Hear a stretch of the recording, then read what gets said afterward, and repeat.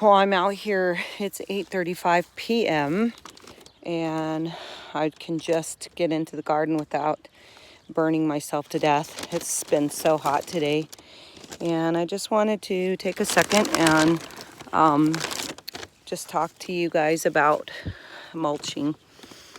And so I figured while I'm actually mulching, I'm going to go ahead and talk about it a little bit.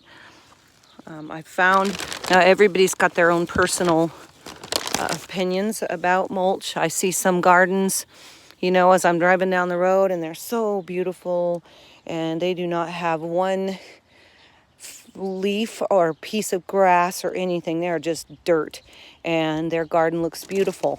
And there's rows of plants that are all perfectly symmetrical, and they look amazing.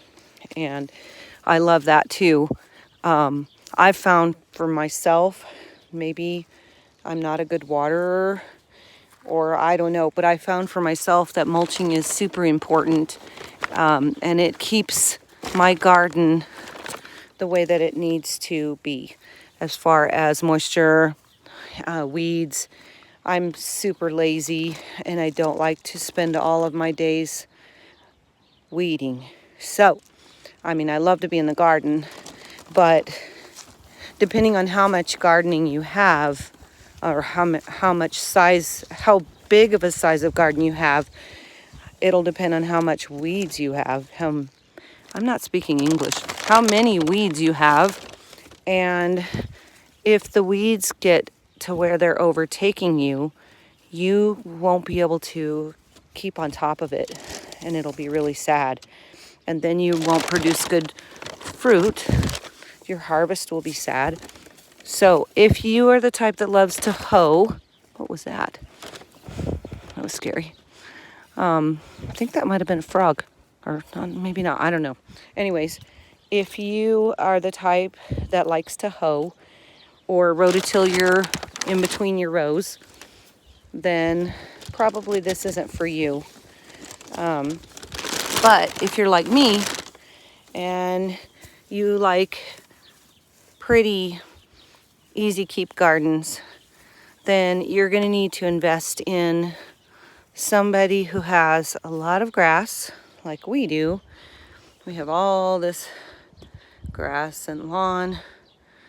That's buffalo grass, but it still gets mowed occasionally, not very often, but we have a ton of grass. But anyways, this grass didn't even come from my house because my husband hadn't put on the bags to the lawnmower, and it's really difficult to do this big of a lawn with bags on it. Where would we put everything?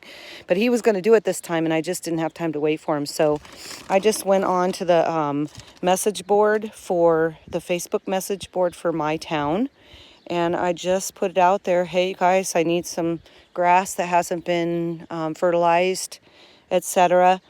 And within, an hour, I had probably 3 or 4 people that said, hey, come get grass. This guy had it already bagged on his sidewalk, just sitting there, said, come and get it. So that's what I'm doing. So I came and got it, and now I'm just throwing it on top. I can work tomorrow or whenever I have a little more time, and to just separate it all and, get it situated where I want it. I did notice that some of this had some mold in it, and I'm not really sure if I would think that's a no-go, but I'm going to keep it kind of away from the stems of the plants so that it doesn't get on the plants anyways, really. It's just going to be ground cover to keep the weeds down and to keep the moisture in. And the other thing that it does do, it's beneficial to your soil because it adds nitrogen to the soil. So if you can get some grass, leaves, mulch. There's so many different kinds of mulch. You could use straw, you could use hay, you could use grass, leaves, even rocks. Some people use rocks. I don't, but some people do that, and it just helps keep the weeds down. The rocks won't do much for water though. kind of need, the mulch is kind of a 3 or 4 way benefit.